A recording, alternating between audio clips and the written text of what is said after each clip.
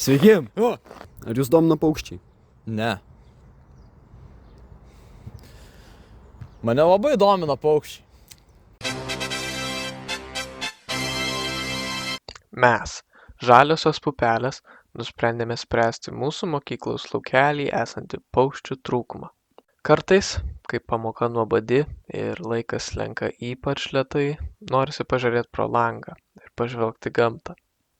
Bet ką jau ten žiūrėti, matosi tik keli medžiai, putai, gal keli mokiniai.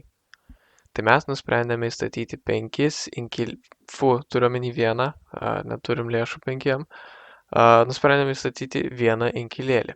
Bet aišku, vienas inkilėlis pats savaime neįdomus, tai mes dar kamerą įdėsim.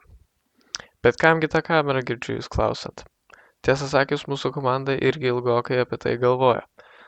Galiausiai nusprendėme, kad kamera bus skirta tikrinti, kas mus aplanko ir ką ten veikia.